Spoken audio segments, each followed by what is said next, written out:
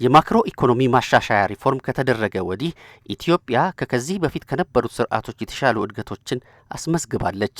በጉባኤው ላይ የቀረቡ ጽሑፎች በኢኮኖሚው ረገድ 1.8 ትሪሊዮን ብር ገቢ መሰብሰብ የተቻለ መሆኑ ተመላክቷል። ይህም 3.3 በመቶ እድገት አሳይቷል። የዕዳና የዋጋ ግሽፈት መረጋጋትን መፍጠር ከመቻሉ በዘለለ ከባለፈው ዓመት 3 እጥፍ የሚበልጥ 11 ቢሊዮን ዶላር ከኤክስፖርት ተገኝቷል። የኢትዮጵያ የዲጂታል ኢኮኖሚ ሪፎርም የሥራ ዕድል በመፍጠር ንግድንና የገንዘብ ዝውውርን በማሳለጥ ለኢኮኖሚው እድገት አበርክቶ የጎላ ነው።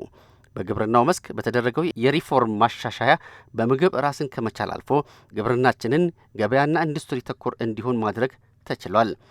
የግብርና ምርት ከ5 ዓመት በፊት ከነበረው 3 እጅ እድገት የጨመረ ሲሆን ከ44 ሚሊዮን ቶን ወደ 150 ሚሊዮን ቶን እድገት አሳይቷል።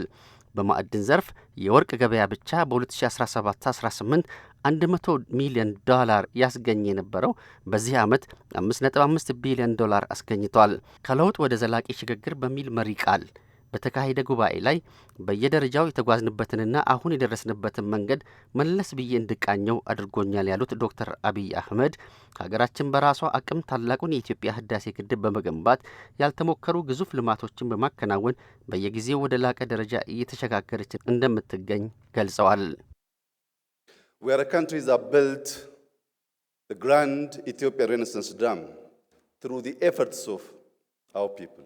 የታላቁ ህዳሴን ግድብ ኢትዮጵያ በራሷ ልጆች ጥረት አሳክታለች። ጠንካራ መሰረት ያለው ትውልድ እየገነባን ነው። ዜጎች በክብር ለሀገራቸው እድገት እያበረከቱ ነው። አሁን ለየት ያለ ታሪክ እየተሰራ ነው። At the center of this work are families seeking stability, young people building their future, and citizens contributing with dignity.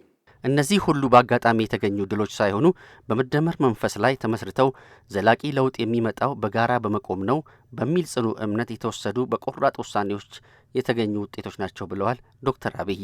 Today millions of Ethiopians are gaining access to opportunities that were once beyond their reach.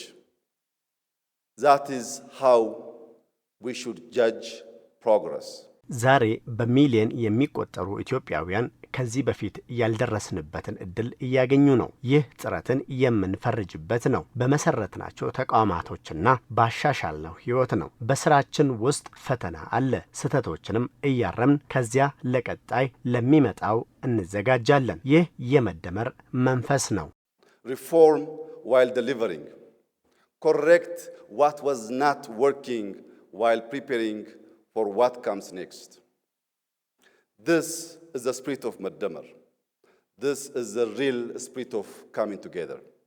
ኢትዮጵያ የጀመረቻቸው ለውጦች ባህል እየሆኑ የመጡና ለትውልድ የሚሻገሩ መሆናቸው ለሀገሪቱ መሰረት የጣሉ ናቸው።